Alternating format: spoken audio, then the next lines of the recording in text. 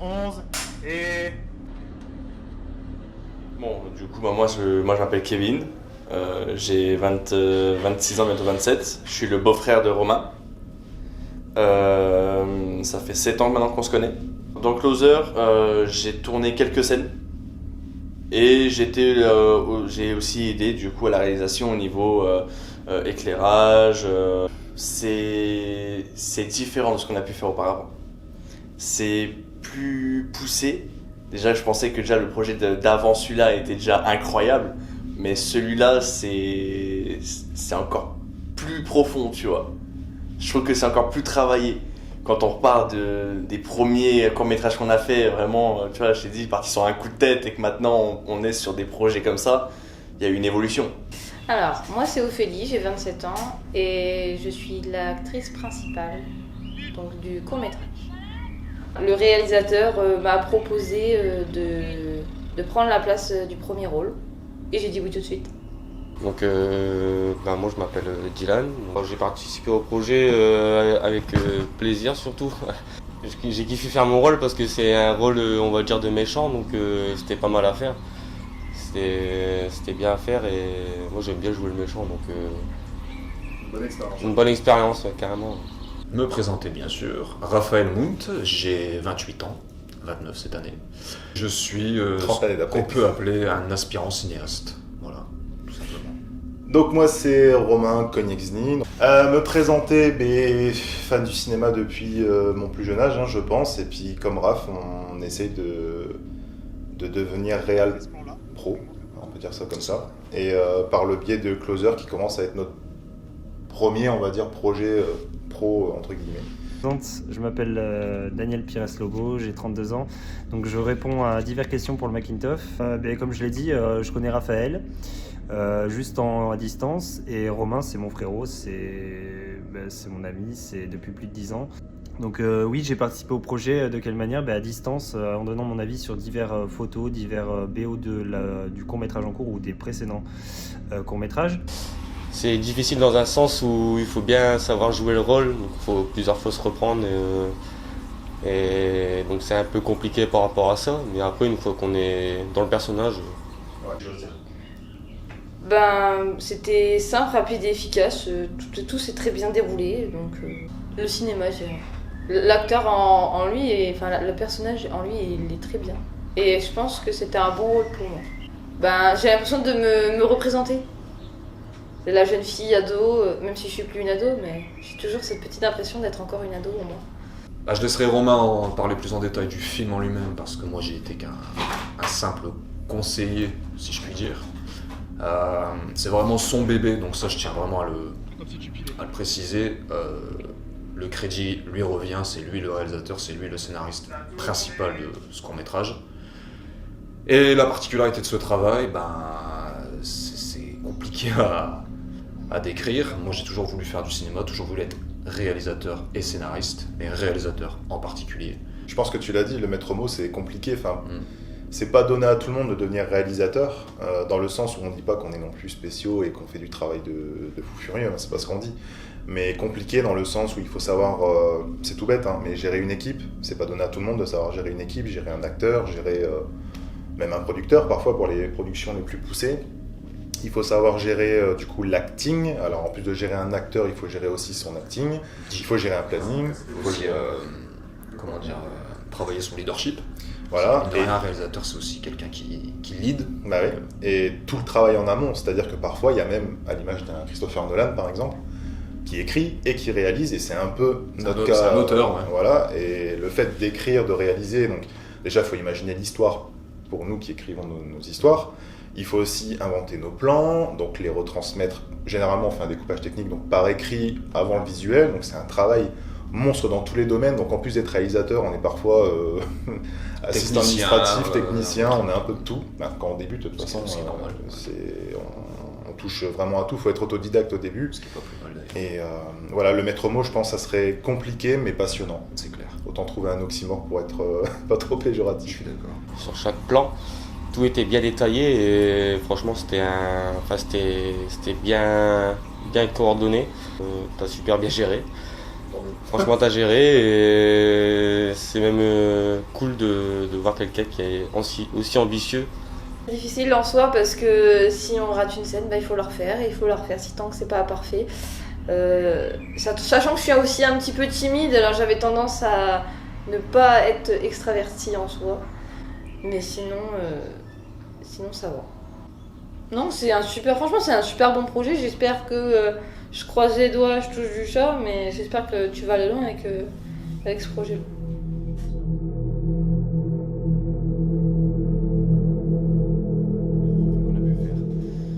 Je dirais en fait découvrir un domaine que je connais pas, parce que c'est quand même quelque chose qu'on ne fait pas tous les jours. C'est de l'acting, c'est du cinéma, hein. Tu joues un rôle que tu ne joues pas dans la vie de tous les jours. Donc j'ai trouvé ça intéressant parce que en fait, c'est vraiment diversifié. En fait. Tu peux jouer tout type de rôle. Et en fait, c'est bien de toucher un peu à tout type de personnage. En fait. Je trouve que c'est ça qui m'a plus intéressé à vouloir y participer. L'envie, découvrir de nouvelles choses, d'apprendre. Puis je sais que j'étais très bien entourée avec Romain. Donc, De jouer un rôle. Et comme là en plus c'était un rôle assez important, on va dire, j'étais à fond dedans, j'étais fixé pour le faire. Et du coup, c'est pour ça que j'ai accepté. Il y a des moments où tu as des positions qui sont pas forcément très agréables. En vrai, c'est quand tu aimes ce que tu fais, c'est pas dérangeant. Après, on part du principe que tu n'es pas tout seul. Tu as quand même une équipe, tu as le scénariste, tu as ceux qui sont là pour les lumières, tu as les acteurs. S'il y a vraiment un problème, de toute façon, il faut dire qu'on est une famille. On est toujours là les uns pour les autres. Et on s'entraide quand il y a un problème ou quoi qu'il y a. Il y a toujours quelqu'un qui est avec toi en fait. Tu n'es jamais tout seul. L'acting, c'est autre chose. Donc si en tant que réalisateur, on ne s'intéresse pas à l'acting par le biais, c'est tout bête, mais de making-of, de documentaires, de nos inspirations, de plein de choses. Quand on est amateur, il faut qu'on parte de là. Je pense que ça devient compliqué de gérer un bon acting sur le tournage si on ne connaît pas un minimum le métier. Donc là, Closer, c'était du bénévolat parce qu'il y a eu beaucoup de désistements, les joies d'un tournage, beaucoup d'improvisation. Par contre, les prochains, on s'était dit que il faut prioriser le côté professionnel. Quelqu'un qui a du bagage. Voilà, sans pour autant tomber dans le piège d'un unseen où on s'est fait... J'allais l'évoquer en plus. Où on s'est fait... on en parlera, je pense, dans les prochaines questions. En fait, choisir un bon acteur, ça ne se définit pas juste par une compétence de notre côté. Ça regroupe un tout, et je pense que le mieux, c'est déjà connaître le métier pour ensuite recruter la meilleure des personnes. Je suis d'accord. Et choisir un bon acteur, de toute façon, c'est en faisant qu'on verra si l'acteur correspond à nos attentes. La première étape, c'est bien évidemment le casting. Mais après, on peut très bien avoir un casting qui se déroule super bien et on arrive sur le tournage. Et là, couac, on se rend compte que c'est peut-être pas la bonne personne. On a eu des mauvaises expériences à ce niveau-là. Oui. Mais choisir un bon acteur, on n'en sait rien. Un bon acteur se développe aussi sur le tournage. Il y a beaucoup tout se fait quasiment sur le tournage de toute façon. On ne choisit pas un bon acteur en se disant tiens, je coche une case, c'est bon, c'est lui. Non, c'est une question de feeling, c'est une question de... Soit on le sent, soit on le sent pas, mais après on peut toujours avoir des bonnes et des mauvaises surprises. Un acteur peut en plus se révéler sur le tournage directement. Et ensuite, advienne que pourra, quoi.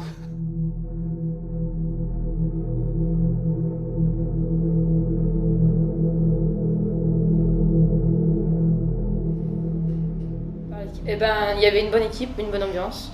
Tout le monde s'est vraiment très bien coordonné, que ce soit caméraman et compagnie. Pour moi, le travail par l'équipe, en tout cas, super, parce que tout a été surtout bien organisé, tout a été millimétré.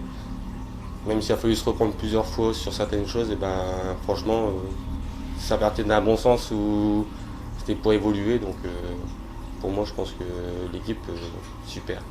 L'équipe est au top.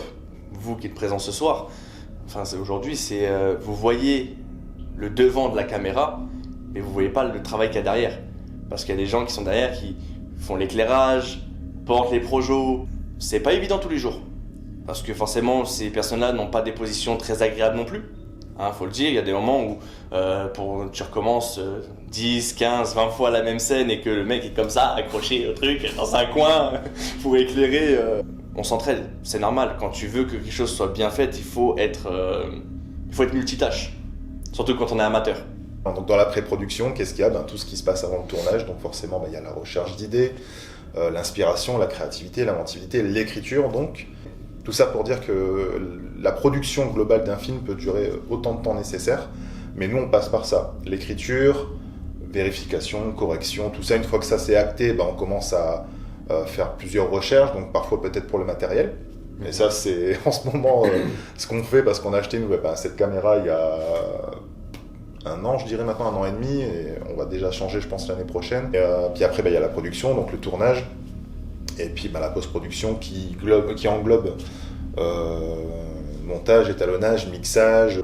Après, chaque film est différent, chaque idée est différente, donc on ne travaille pas toujours de la même manière, mais globalement, je pense que n'importe quel film se fait de la même façon. On réfléchit, comme tu l'as dit, d'abord à l'histoire, ce qu'on peut en faire. On écrit souvent chacun de notre côté. Si vraiment c'est un projet vraiment commun, on va développer l'idée un petit peu chacun de notre côté. Ensuite, on essaie de rassembler nos idées pour en faire quelque chose de plus commun.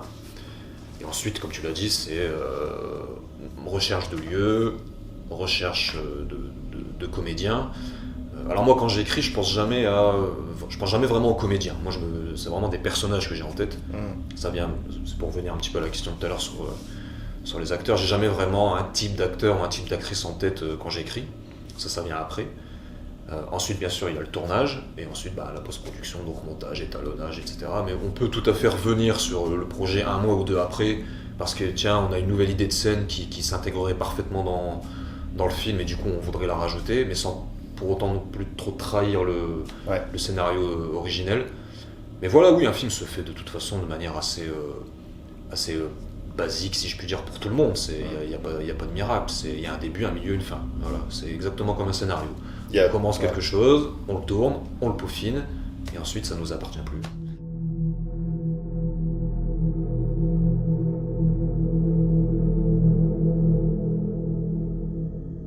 Il a fait un super boulot.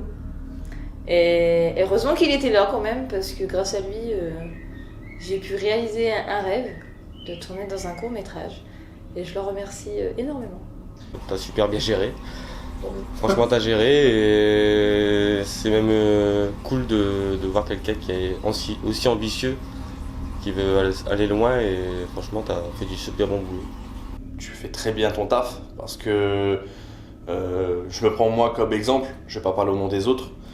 Quand on te met, quand tu arrives dans un domaine, en gros dans le cinéma, dans les courts-métrages, où tu te mets à tourner quelque chose et qu'au final tu n'es pas acteur, tu ne sais pas, tu sais pas jouer, on va être honnête, donc tu ne sais pas jouer, et que tu as quelqu'un qui est le scénariste qui est là pour te dire monte plus ça, monte tes émotions, essaie d'être un peu plus fermé, etc. Ça t'aide en fait.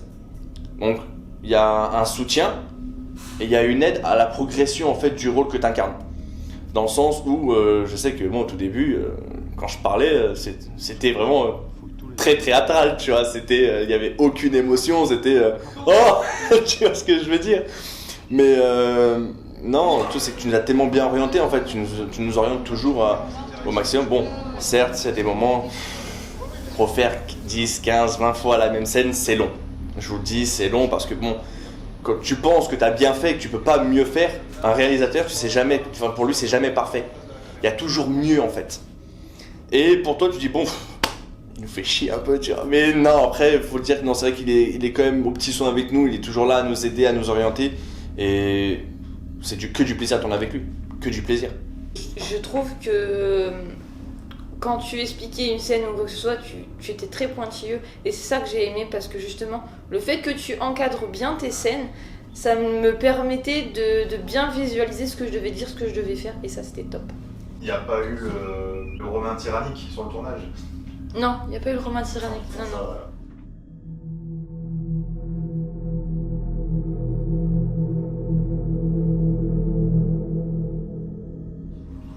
Carrément, pourquoi pas. C'est clair. Hein. Une fois qu'on a essayé, en fait, on a envie de. On a loupé. Ouais, voilà, on a envie de recommencer, et pourquoi pas, ouais. Ok. C'est pas mal. J'espère les tiens. Alors, pour l'instant, on va éviter parce que voilà, avec les enfants, c'est un petit peu compliqué. Mais si vraiment il y a besoin que je sois là, il n'y a pas de souci, je serai là. En tout cas, il donnait les futurs projets de la chaîne qui sont exceptionnels. Donc il y a une série qui sera en cours de plusieurs épisodes, plusieurs courts-métrages, beaucoup de choses intéressantes par la suite, une série comme j'ai dit, plusieurs courts-métrages, et surtout On va y venir à la fin de la vidéo, mais il y en a un qui dort depuis de nombreuses années. Et je ne dirai pas ce que c'est. Vous avez qu'à le bombarder de questions à Romain. Je pense que vous allez le bombarder. Oui, je pense. Ouais, enfin, j'en serais honoré. Et ouais, j'aimerais bien retourner parce que c'est vrai que ça fait un moment que j'ai pas tourné, on va dire, un projet officiel, on va dire. Oui, je suis au courant de ce qui va arriver par la suite. C'est un projet qui nous tient à cœur parce que forcément, on a pris du temps. Ça fait un long moment qu'on est dessus. Et donc, en gros, c'est une série qu'on va tourner tous ensemble, qui s'appelle At Night, et qui est sur plusieurs histoires donc, différentes. Et que je pense que voilà, on arrive à un stade où on a fait le tour. Et qu'on a besoin de découvrir d'autres domaines et de s'attaquer à quelque chose de plus grand. Quelque chose de plus grand, de plus percutant. Et je pense que ça va être notre moment à nous de nous dire voilà que on a kiffé, on a fait ce qu'on avait à faire, on a aimé ce qu'on a fait. Maintenant on tourne une nouvelle page et on passe à autre chose et on écrit une nouvelle histoire qui va nous, je l'espère, nous propulser pour aller plus loin, tout simplement. Alors, on va pas trop s'attarder sur cette question pour essayer un peu de suspense quand même. C'est toujours compliqué d'en parler sans trop en dire, mais l'actualité déjà, on a énormément de projets tout court, mais on a énormément de projets en stand-by aussi. Ouais. Ce qui est à la fois super et un peu problématique, c'est parce qu'il faut aussi parfois se motiver un peu plus, puis comme on a des emplois du temps différents, c'est un peu complexe. Mais l'avantage, c'est que là, on a plusieurs courts-métrages écrits. Mais ce qui est sûr, c'est qu'on a énormément de projets en stand-by, mais qui sont des projets prêts, ou quasiment prêts à 98%, à être tournés. Donc, et ça, ce que je tiens à préciser aussi, c'est que ça va dans tous les genres. Il y a du drame, il y a de l'horreur, il y a du thriller, il y a peut-être un peu de comédie parfois. On a plusieurs idées comme ça. On a beaucoup alors surtout de courts-métrages en attente. Bien sûr. Ouais. Alors on s'est fixé des objectifs parce qu'on en a parlé tout à l'heure, mais Unseen était un projet qui nous portait à cœur et qui nous a complètement dégoûtés par le choix très douteux de... Par un tournage chaotique, quoi. Ouais. Pour moi, il y a deux choses, je pense, dans nos objectifs. C'est déjà de tourner un peu la page des courts-métrages, donc d'essayer de faire le tri et de tourner le maximum. Des moyens-métrages. Voilà. C'est conclure la page de l'horreur. Oui. Tourner une bonne page là-dessus parce qu'on a fait pas mal de choses sur ça.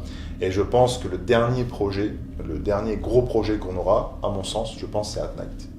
Si on doit parler d'un projet en particulier, celui qui me vient en tête, c'est celui-là. Moi, ce qui est sûr, c'est je fonctionne beaucoup à l'instinct et si j'ai ce que j'estime être une bonne idée, une idée intéressante à développer, que ce soit horreur, drame, SF, film de guerre, d'amour, peu importe, si j'ai une idée que je trouve intéressante à exploiter, je me focaliserai là-dessus à 200%. Bien sûr qu'on a peut-être plus moi que toi d'ailleurs, je sais pas, je parle pour moi, mais peut-être plus d'affinité avec le cinéma d'horreur, parce que c'est un cinéma avec lequel j'ai tout appris presque, j'ai envie de dire. Mais je rejoins Romain effectivement dans le sens où il faut être un peu plus polyvalent, et je pense qu'il faut aussi un petit peu sortir de sa zone de confort. Ouais. Mais encore une fois, moi je fonctionne à l'idée, à l'inspiration. Si j'ai une idée d'un film, je sais pas, d'un thriller policier ou d'un drame amoureux, si j'estime que l'idée est cool et qu'il y a quelque chose derrière, on se concentrera là-dessus et on sera autant investi là-dessus que sur un film d'horreur. Quand bien même on a un binôme, on a un duo d'aspirants cinéastes, si Romain demain me dit, comme il m'a dit pour Closer, qu'il a une idée à développer, qu'il a envie de l'écrire et de la réaliser le plus rapidement possible, entre guillemets, moi la première chose que je fais, c'est que je l'encourage. De toute façon, des projets en commun, on en a. Des projets où chacun apportera son style de mise en scène, son style d'écriture, on en a plein. Et là, Closer, pour le coup, c'est le court-métrage de Romain. Et moi, là, je suis hyper fier de lui, hyper fier du fait qu'il ait pu mener ce projet à bout tout seul, entre guillemets, en tout cas en tant qu'auteur et réal.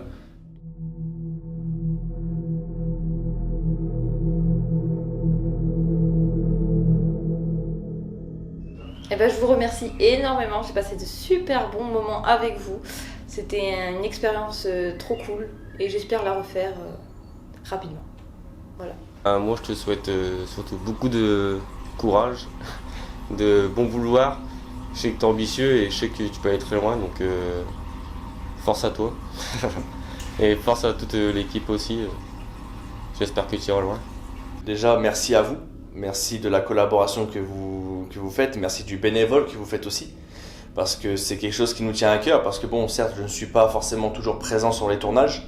Mais merci à vous, parce que sans vous, on ne pourrait pas réaliser ce travail qu'on fait jusqu'à présent. Merci de l'intérêt, merci de votre assiduité. Merci de ces nombreuses heures à être avec nous, à finaliser tous ces projets dont on est fiers, parce que ça reste nos bébés quand même. Hein, c'est des petites parties de nous où on se dit, bah voilà, on l'a écrite, on a passé du temps, on a donné notre avis. Au final, quand on réalise ce projet, on se dit voilà, c'est encore une petite partie de nous qui a été réalisée. Voilà, je sais que c'est un peu bizarre de conclure cette vidéo par une présentation, mais moi c'est Marie, compagne de Romain. Pour dire aussi un petit mot sur l'équipe, franchement l'équipe au top, rien à dire, ils ont fait un super boulot. Même s'il fallait répéter les scènes maintes et maintes fois, tout le temps, c'était très difficile pour eux, oui. Franchement, génial, ils ont super bien géré leur rôle, surtout à l'écoute. Pour les projets à venir, je sais qu'il y a un gros projet sur plusieurs, comme Kevin a pu dire, sur plusieurs épisodes. Après, il y en a un que je peux pas dire non plus. Celui-là, c'est pour l'instant enfoui. Pour l'instant, il ne sortira pas maintenant. Pour un petit mot pour Raph aussi, même s'il n'a pas été présent, il était présent à distance, surtout pour Romain. C'est une bonne équipe, un beau duo, surtout. Et j'ai rien à dire sur lui. Franchement, si Romain a besoin, Raph est toujours là dans les parages, il n'y a pas de problème. Aussi Daniel, qui est un soutien énorme aussi pour Romain. Et aussi Jules, qui est son meilleur ami, et qui est un gros soutien aussi. Ça, c'est les 3 personnes. Après, bon, il y a des autres personnes, je peux pas citer tout le monde forcément, sinon ça va faire une vidéo d'une heure, si je dis des mots sur tout le monde. Mais franchement, les plus proches ont été un gros soutien pour lui.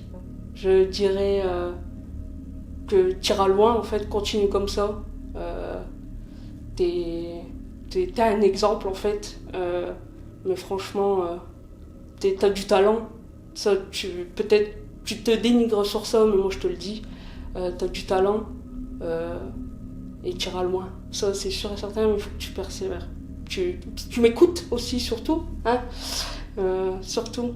La femme a toujours raison, hein, quand même. Et je t'aime, t'iras loin. Je vous laisse sur un jeu à la façon curieuse de Combini avec Romain et Raphaël. Et ça se passe maintenant. Alors, sans trop de suspense, je pense que le réalisateur préféré de Romain, c'est Steven Spielberg. John Carpenter, sans hésitation. Le film favori de Romain, ça se joue entre Scream et Jurassic Park. Je pense que c'est selon son humeur. Halloween, pareil, de 78, je précise quand même.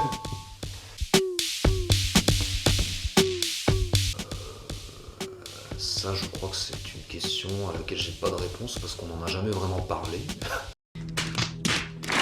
Je connais quelques films qu'il n'aime pas, mais de là à dire quel est le film qu'il déteste le plus, j'en ai aucune idée. Il y en a pas mal, hein, mais ça se rejoint un peu avec ce que je pense. À mon avis, Halloween de Rob Zombie, Halloween Ends, à mon avis aussi, à un minimum. Et t'étais pas trop fan de Scream 4 à l'époque, mais surtout Scream 5 aussi. Bah en fait, ça colle aussi. Après, tu dois en avoir d'autres, mais je suis peut-être pas au courant.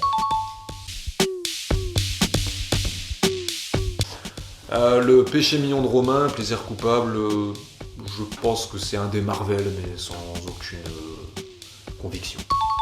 Plaisir coupable, ouais, je pense que ça serait les films ou séries arts martiaux, genre Cobra Kai, Bruce Lee, ouais, ce genre de choses. Romain est né le 16 décembre 93. Alors je sais que c'est le 10 novembre, et il me semble qu'il est de la génération de ma sœur, donc je dirais 95. La période cinématographique préférée de Romain, au vu de ses références, je vois pas d'autre réponse que les années 90. Bah du coup si ça colle à Halloween, je dirais fin des années 70, années 80.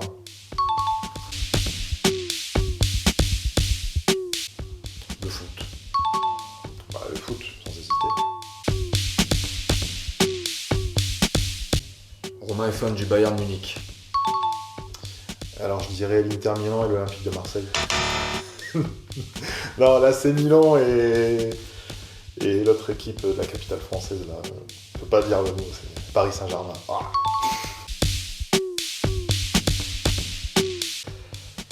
Bah, comme moi, Romain est très fan de Ronaldinho. Mais est-ce que c'est son athlète favori? Je sais pas. Je sais qu'il est très fan de boxe aussi. Il aime beaucoup Anthony Joshua. Donc, je dirais un de ceux-là, mais peut-être que j'en oublie un évident qui me vient pas en tête. Ouais, il y en a pas mal. Hein. Ronaldinho, ça c'est sûr. C'est une des choses qu'on a eu en commun dès le début. Raphaël Nadal, parce qu'il aime beaucoup le tennis aussi. Ah oui, il aime bien le basket aussi. Donc du coup, basket, pour moi, il y a deux choix évidents. Je pense que ça serait même trois. Jordan, LeBron James et Steph Curry. Je pense qu'ils sont trois références pour lui.